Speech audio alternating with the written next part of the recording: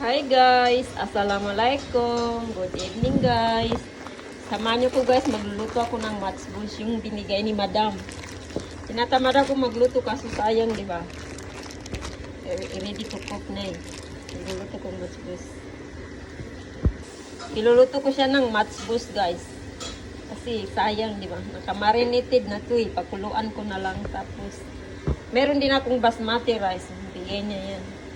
Malapit ko na maubos yung bigas niya kasi lagi niya ako inibigas. Bumili lang ako ng ganito kasi wala akong ganito. Di kailangan yung ganito sa matchbus, yung dried lemon. Ganyan siya guys. Binabad ko na yung bigas. Kasi matigas yan yung basmati rice. Kailangan ibabad. Tapos ito yung ilalagay ko doon. Naalala ko noon sa Kuwait, ganyan magluto ng matchbus. Namimiss ko yung matchbus ng Kuwait, kaya ganyan lutuin ko guys. Tinimplahan na ni madam yung chicken eh.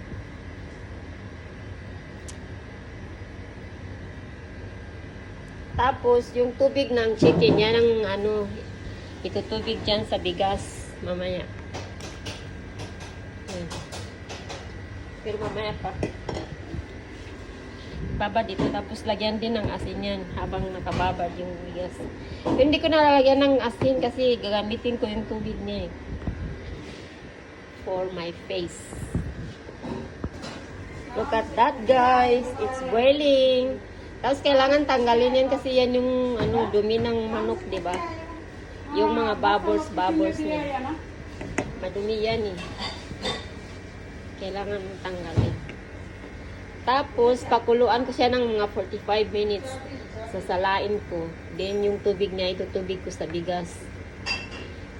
Tapos, yung manok, i-oven, o di kaya, prituhin ng konti. Papakita ko sa inyo, guys. Magluluto si ate ng matchbus.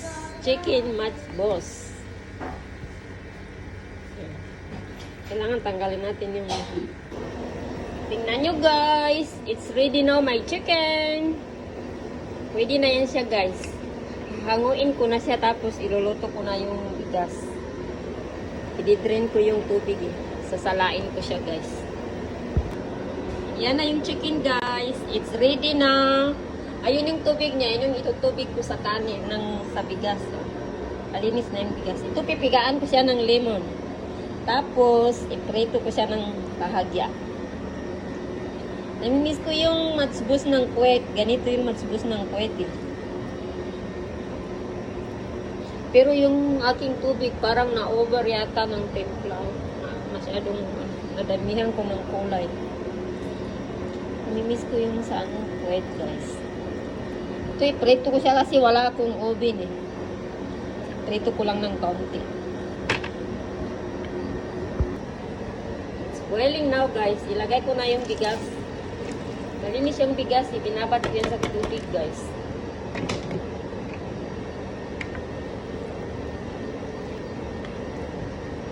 Tama na yung tubig niya kasi malambot na yung bigas, binabad ko na yan. Kaya tama lang yung tubig niya para hindi masisira yung bigas. Tapos, inita ko ng mantika. Para iprito ko yung chicken. Ganyan siya guys. Ganyan ang matchbus.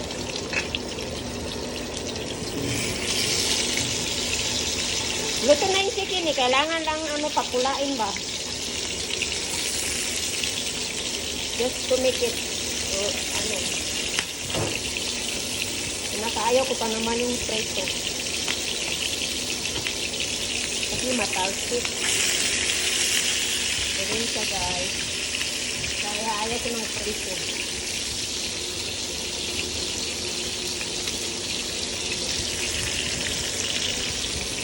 Ito yung kanin. Ano guys, ganyan lang. Pwede na yan. Pwede na lang yung apples ko.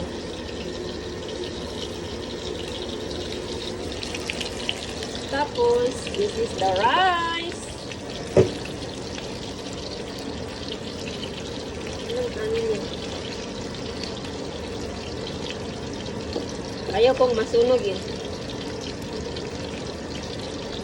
Kaya nilagyan ko na ng ganyan. Doble.